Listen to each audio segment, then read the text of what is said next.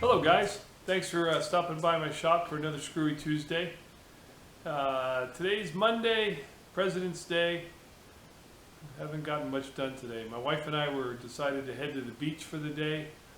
Couldn't get out of Dodge early enough, and we attempted, got stuck in freeway traffic, and turned around, came home, and laid out by the pool instead. Just as nice, and had a good mid-afternoon.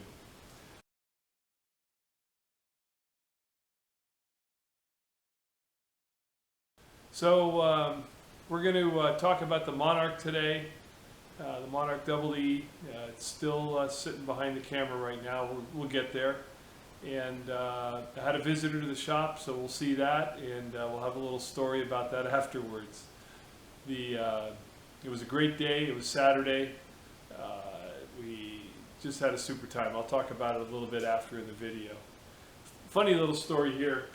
I got a setup here. This is a pump for the top of my pool cover when it rains. And oh, by the way, when it rains, today's President's Day here in the San Francisco Bay Area, 75 degrees. So all you poor souls that are suffering in the snow, I saw the lazy machinist, Valentine's Day, -40 Fahrenheit and centigrade. Thank you, but I'll live in San Francisco. Anyway, my daughter's dog decided to chew off the end of the hose fitting because it was sitting out on the pool deck there. And this item here sits onto here. I'm not going to press it all the way back on. But my inclination, the more I looked at it, it was glued on. So I said, how am I going to get that off there? And, so I thought, oh, this would be a real cool video for my boring and facing head. And go ahead and come down and then clean up, and it'd be a fun one. So I put it in the vise, and I was just getting ready to start setting it up, and my buddy Carl comes by, and he's been working on the lathe, helping me. He's doing it all, basically. I'm just a dummy standing by. He's the electronic genius. And but anyway, I was showing him this and telling him I was going to do a video, and he looks at it a little bit, and he grabs it, and he moves it, and it turns off. We managed to just wedge it off with a screwdriver. So I looked at him and I said, well, boy, I'm glad I didn't go through all the setup to get the boring head in the mill and everything else to find out that once something touched it, it just would come off. So anyway, I got to make something to adapt to a hose again, or buy something, but I thought that was quite funny. Anyway, again, thanks for stopping by the channel, and let's move on to a little bit of the video on the Monarch 10ee. Thanks. The machine is still in my shop, up on the jack stands. There's some electrical issues that we're working on, and I'll come back later in the video and we'll have a discussion about it. And I've been cleaning the machine. Here's a little shot of the carriage, but you can see the head hasn't been touched. And we'll have a little discussion about that at somewhere in this video today also. But my work's cut out for me. We're going to walk out back here for a second. If you remember last week, I showed you I needed to clean or fit the Monarch into my shop. So there's a back door to my machine room. So I need to move all this out of the way. And I'm going to pause and we'll go inside the machine room. Okay, heading towards the back of my machine room here, and I'm going to pull the surface grinder out of here for the permanent removal of it, and it's going to find a new home somewhere in my shop. I don't know what. I'm playing, instead of musical chairs, we're going to play musical machines. Planning on leaving the two saws in here right now. Don't plan on moving those. One of the main reasons I'm removing the surface grinder out of here rather than the saws, because one of the thoughts was move the saws out, and if I pulled the saws out, spinning around here, sorry, if I pulled the saws out, I could put the Monarch on this side, leave the surface grinder here. Well, with all the ball grinding I've been doing, it turned out that this back fluorescent that's kind of up there in the left had one burnt out bulb, So it was a little dark back here, and I've been banging away on balls, and I put a new light bulb in it, and I know surface grinders create dust, and I've been running a vacuum. I was running a small vacuum right there, but I have my larger vacuum under the lathe that I had hooked up to it. And once I got some light back here, I was quite amazed at the amount of grinding dust that had managed to find its way around my shop. So that's a piece of PVC, and you can see where I wiped my finger on it. So it's creating way too much dust, and I can't control it. So the plan of attack today is that door. The machine remove is going to take place, and I will pull the surface grinder out of here, clean the whole back half of the shop, and get it ready for the Monarch to find its new home in here. Planning on probably putting the Monarch right where the surface grinder is. So time for me to put down the camera and get to work. I don't think I'm going to film much of it, just for the fact that my camera tends to shut off. Even if, I'd like to leave it on like a GoPro, but I don't have a GoPro where it could film 12 hours and we could go fast forward and watch me run all around this place crazy. But that's not going to happen, so we'll see you back a little later.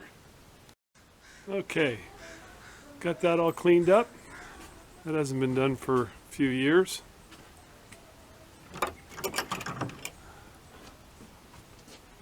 And voila, the hidden door. Back of my shop. There's a little progression of where I'm at. Glass beater's out. And got access to the surface grinder. This is the same way the Monarch's going to have to come back in. Well, just happened to be lucky today. I have a visitor stop by my shop, my buddy old Tom Lipton, and he's helping me get this beast out of here.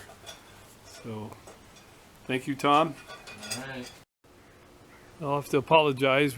No video of the machine coming out of the back room there, but here it is parked on the pallet jack in the back of my shop.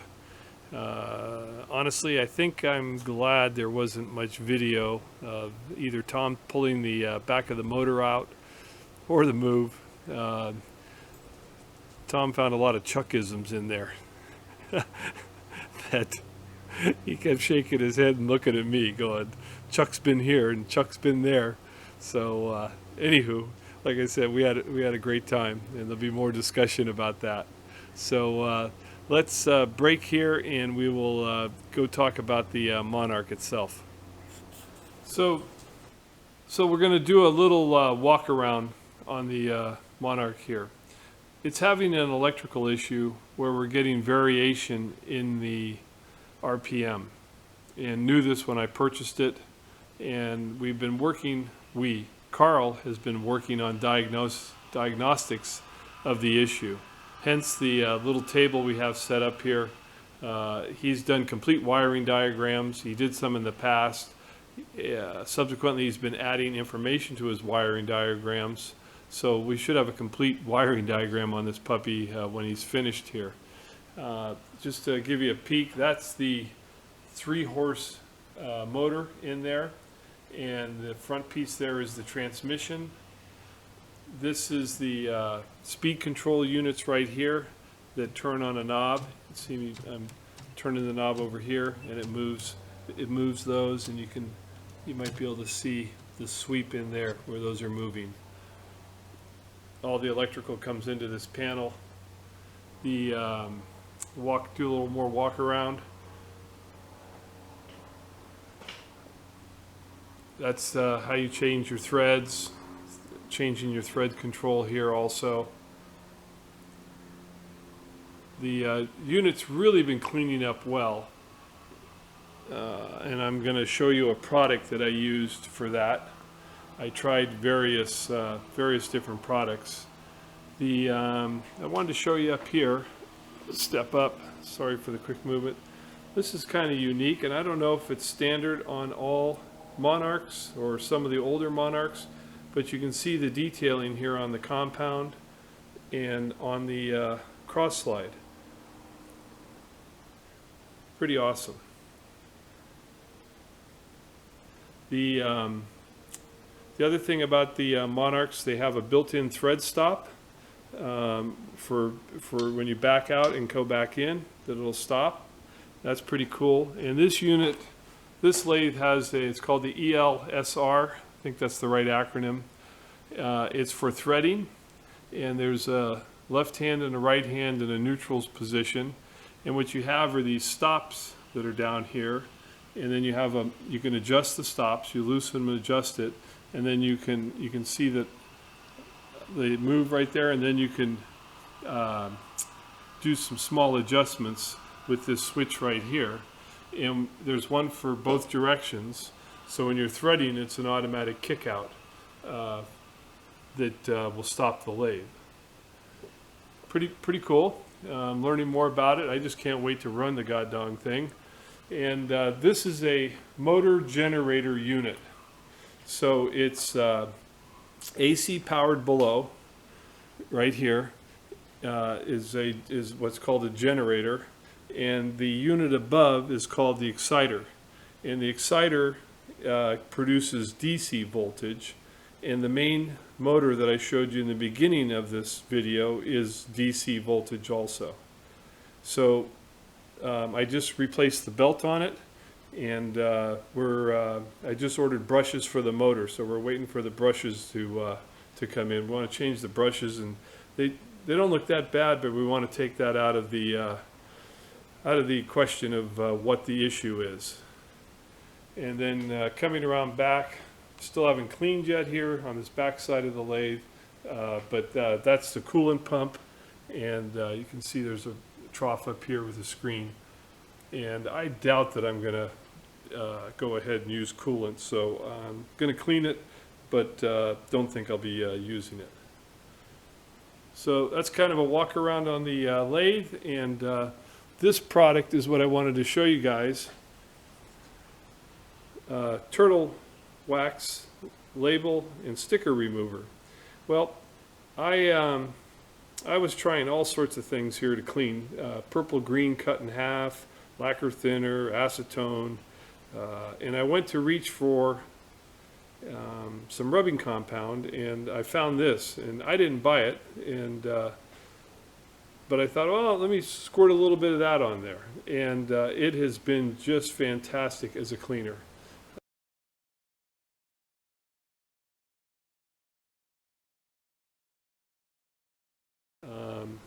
It doesn't really kill the paint at all, and it works really well at cleaning the grime and the old oil that's on the machine. All of this that you see here, I've been doing with cleanup. The oil level there, what is now oil, this guy didn't have any oil in it, but it looked like it was oil, and there was tarnish on the back of the glass, and the white background was all tarnished. I used this cleaner, and it just cleaned it just beautiful. Pulled the lens out and cleaned it. So highly recommend it. Give it a shot. Of course, with any cleaner that you're using, you always want to test it before you go too far. So that's it for the lathe walk around for right now, and the goal is I hope by next week, by next Tuesday, it'll be in the back shop and up and running. That's the goal. So now let's go on to a little story. Well, we're back in the shop where the surface grinder was sitting, and earlier I showed you a photo of Tom Lipton coming by and helping me.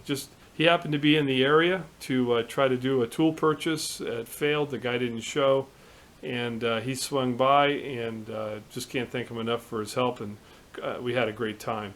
Well, at some point during the day, we went, before we left, we went on another tool buy exposition. But before we left the house, I had to go in and deal with my son first, and his personal needs. And so I left Tom out in the shop. Well, I'll show you. So in the left corner there of this video, you can see my toe jack that I built. It's a copy of an enter pack, and it's worked fantastic. Well, Saturday night, as I'm closing up my shop, I moved the glass beater back in just to get it out of the night dew. And as I was came in the back here and I was cleaning up, I looked down and there's my toe jack, and it's been tagged by Mr. Lipton. Oh, I laughed my ass off. He got me. Of course, I sent him a little note with a photo and said I just loved it, and he said, "Oh, you found that one." So I've got to do some more searching around my shop and see what else he played with. He may have got me more than just one time. Anyway, Tom, thanks again. Had a blast. Still handheld, guys. Sorry for it. So I mentioned Tom and I went on a little tool buy expedition, and we got to visit with a very good friend, Bernie. Hello, Bernie. He usually watches my videos, and thank you for selling me these items. Very good pricing, and I really appreciate it. You're very fair. Tom ended up buying some items too. We had a great visit. Carl happened to call me while we were there, and he showed up. And Flea Market Dave called me on the phone while we were there, and he was pissed that we were there and he was there shopping with us. But all in all, we had a great day. It was quite funny. One of the first things Tom opened up was a inter-rapid 10th indicator, and or test indicator, and he kind of closed it back up, and I said, "Oh, I'll buy that." And next thing he opened up was the Mitutoyo 10th indicator, and Tom looked at me and he goes, "You ever felt the difference between them?" Because I kind of like the Mitutoyos. They have a real nice, little heavier touch, and so he handed it to me, and I was touching it, and hell, I don't know what I'm feeling, right? But anyway, I says, "Oh, I'm kind of an inter-rapid guy," and I asked Bernie what he was asking, and Tom looks at me and he goes, "If I was you, I'd buy both." So I listened to my master.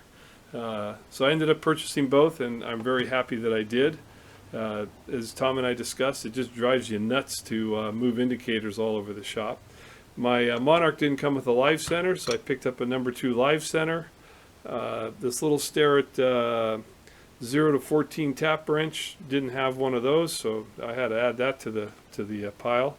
And my buddy Flea Market Dave wanted a coaxial indicator. Pulled this one out, and I bought it. And Dave's a little mad at me, but he wouldn't have bought this one. It needs a little cleanup, and it was missing a couple rods. He'd want a complete set once he sees it. If he wants it, he can have it for what I paid for it. Not an issue. I actually have another one, and I bought a cutoff tool just cause. Anyway, that was the tool buy for Saturday, and as I said, we just had a hell of a visit, and it was worth the trip. Well, in closing this video, again, I appreciate your visit and your time. And one of the questions everybody's asking me is, are you going to keep your clawsing now that you have the Monarch? And right now, my real inclination is to keep it. I've bought so much tooling for it. It's not as precise as what the Monarch will be, but it is a good, reliable machine, and it's done me well. So for the moment, it's going to be staying here in the shop, and we'll just keep packing things in. Have a great week, and we'll see you next Tuesday, guys. Thanks.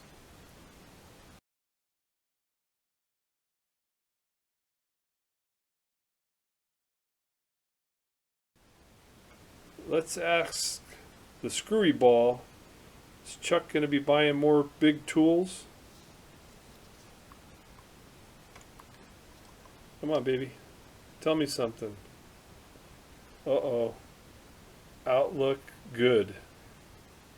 Screwy ball doesn't lie.